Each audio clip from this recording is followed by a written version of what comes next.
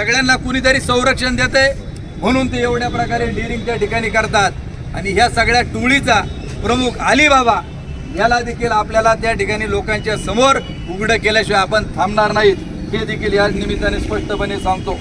आता काल एक वाणी साहेबांनी एक बाईट घेतली होती आणि त्या बाईटमध्ये त्यांनी या तालुक्यातल्या दूध संघाला ज्यांना आपण निवडून दिलं, विष्णू धर्माजी हिंगे, गेले जवळपास कॉल रेकॉर्डिंग तर सुरेशरावांनी प्रसारित केलं की कॉल रेकॉर्डिंग त्यांनी ज्यावेळी व्हायरल केलं त्यावेळी त्यांना विचारलं का सुशांत हिंगे तुमचा कोण? ते म्हणले ते काय नाही आमच्या भावकीतलं आहे। माझा कोण नाही लागत, भावकीतलं आहे। अरे ज्या बापानी तुम्हाला सख्या 5 भावांना जन्म दिला त्यांची नावं आमच्याकडे आहेत, ज्ञानेश्वर धर्माजी हिंगे, बबनराव धर्माजी हिंगे, गोविंदराव धर्माजी हिंगे, विष्णू धर्माजी हिंगे आणि स्वर्गीय बाबासाहेब धर्माजी हिंगे, ही सख्खी 5 भावंड आहे का? कारण आम्ही देखील सुरुवातीपासून एकत्रितरित्या काम केलंय, त्यामुळे आम्हाला सगळ्या कुंडल्या सगळ्यांच्या माहिती आहेत। आमचं जसं सगळं माहिती आहे तसं तुमचं देखील आम्हा सर्वांना त्या ठिकाणी माहिती आहे, कोण कुठं राहतो, काय धंदा करतो। आणि बबनराव धर्माजी हिंगे यांना 2 मुलं, प्रशांत आणि सुशांत।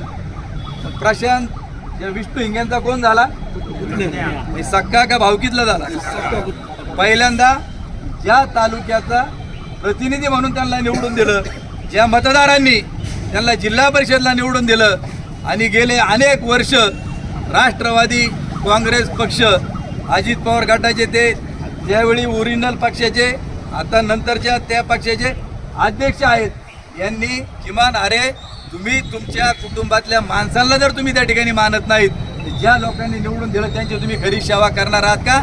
ज्या दूध संघाचं तुम्ही प्रतिनिधित्व या तालुक्यातून करता त्याच्यामध्ये तुमचा संबंध आहे की नाही, नजीकचा काळ निश्चित त्या ठिकाणी केल्याशिवाय राहणार नाही, हे देखील मला या निमित्ताने सांगायचं आहे। कारण प्रशांत आणि सुशांत तुम्ही संघामध्ये असताना यांना ठेकेदारी दिली का नाही दिली, काही कॉन्ट्रॅक्ट दिली का नाही दिली, हे देखील नजीकच्या काळात रेकॉर्डनिशी आपल्याला पाहायला मिळेल। कारण DK वळसे पाटील पत्रकार आहेत, ते देखील अवसरी कात्र जिल्हा दूध संघात त्यांनी देखील नोकरी केलेली, त्यामुळे त्यांना देखील याच्यातलं बऱ्यापैकी काही ना काहीतरी माहिती त्या ठिकाणी असेल। तुमचंही दूध तपासले हे सांगा।